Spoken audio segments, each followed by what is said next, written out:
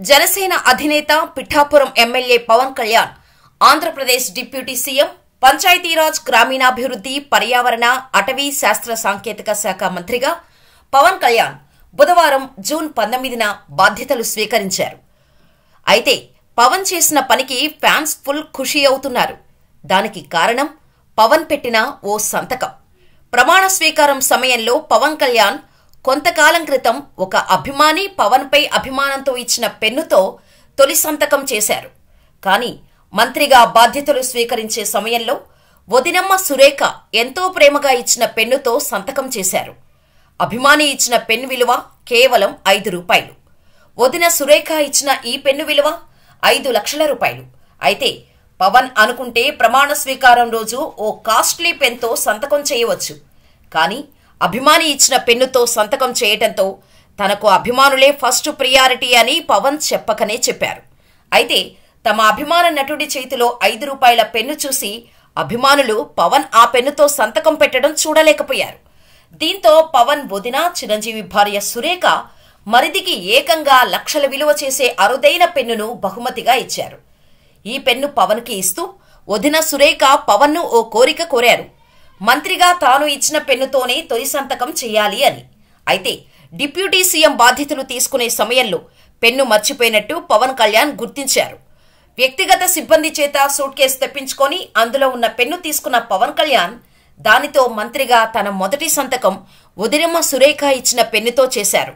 మంత్రిగా కీలక ఫైళ్లపై తొలి సంతకం స్పెషల్ పెన్నుతో చేసి వదినమ్మ కోరికను నెరవేర్చారు పవన్. అయితే మంత్రిగా చేసిన మొదటి సంతకమే చరిత్రలో నిలిచిపోయే ఫైలుపై పెట్టారు పవన్. తొలి సంతకం ఉద్యానవన పనులను ఉపాధి హామీ పథకానికి అనుసంధానించి నిధుల మంజూరుపై చేయటంతో ఎన్నికల హామీల అమలు దిశగా తొలి అడుగు పడింది అని చెప్పొచ్చు. కానీ ఎన్నికల మేనిఫెస్టోలో భాగంగా వ్యవసాయంలో ఉన్న వారంతా లబ్ధి పొందేలా వ్యవసాయాన్ని మహాత్మాగాంధీ జాతీయ ఉపాధి హామీ పథకం తీసుకువస్తామని జనసేన హామీ ఇచ్చింది. దాని ప్రకారమే జనసేనాని పవన్ కళ్యాణ్ ఆ ఫైలుపై తొలి సంతకం చేశారు. అలాగే రెండో సంతకం గిరిజన గ్రామాల్లో నూతన పంచాయతీ భవనాల నిర్మాణానికి నిధుల విడుదలకు సంబంధించిన ఫైలుపై చేశారు. దీంతో గ్రామ స్వరాజ్య సాధనకు జనసేనాని తొలి అడుగు వేశారు. వైసీపీ హయాంలో నిర్వీర్యమైన పంచాయతీ వ్యవస్థను పటిష్టపరిచేందుకు చర్యలు చేపట్టారు. ఈ ఎన్నికల్లో 100% విన్నింగ్ రేటుతో పవన్ గెలిచారు.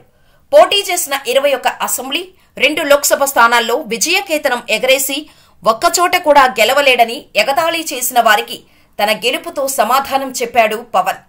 విమర్శకులు సైతం ఓటమన్నదే లేకుండా గెలిచారంటూ ప్రశంసిస్తున్నారు. అంతేకాదు టీడీపీ, జనసేన, బీజేపీని కూటమిగా ఒక్కచోటికి చేర్చి వైసీపీని చిత్తు చేయటంలో పవన్ రాజకీయ చాణక్యుడు అనిపించుకున్నాడని అంటున్నారు రాజకీయ విశ్లేషకులు. అయితే పవన్ సంతకం చేసిన 2 ఫైల్స్ గురించి ప్రస్తుతం సోషల్ మీడియాలో చర్చ జరుగుతోంది. తొలి సంతకం ఉద్యానవన పనులను ఉపాధి హామీ పథకానికి అనుసంధానించడం వెనుక పెద్ద కారణమే ఉంది. ఉపాధి హామీ పథకాన్ని వ్యవసాయంతో అనుసంధానం చేయాలన్నది పవన్ కోరిక. ఈ విషయాన్ని గత ఎన్నికల సమయంలోనే భయపెట్టారు కూడా. 2019లో జరిగిన మహిళా దినోత్సవ కార్యక్రమంలో పాల్గొన్న పవన్ ఉపాధి హామీ పథకాన్ని వ్యవసాయంతో అనుసంధానం అంశాన్ని జనసేన మేనిఫెస్టోలో చేర్చనున్నట్టు హామీ ఇచ్చారు. రైతు ఆడపడుచుల విన్నపాల మేరకు ఈ నిర్ణయం తీసుకున్నారు. రాజకీయాల్లోకి రాకముందు నుండి పవన్ కళ్యాణ్కు వ్యవసాయం, రైతులు, గ్రామీణ ప్రాంతాల పట్ల మక్కువ చూపించేవారు. రాజకీయాల్లోకి వచ్చాక తన సొంత డబ్బులతో కష్టాల్లో ఉన్న రైతులకు ఆర్థిక సాయం చేశారు పవన్. ఇలా కౌలు రైతులకు కోట్లాది రూపాయలు పంచిపెట్టారు. అలాగే అధికారంలోకి వచ్చాక రైతుల సమస్యలను పరిష్కరిస్తానని హామీ ఇచ్చారు. అందుకోసమే హోంమంత్రి లాంటి పవర్ఫుల్ మంత్రిత్వ శాఖలను కాదని పంచాయతీరాజ్, గ్రామీణాభివృద్ధి శాఖలను ఏరికోరి తీసుకున్నారు పవన్. దీంతో మా అన్న ఇచ్చిన మాటలను మరిచిపోలేదని నిలబెట్టుకున్నారని జన సైనికులు అంటున్నారు.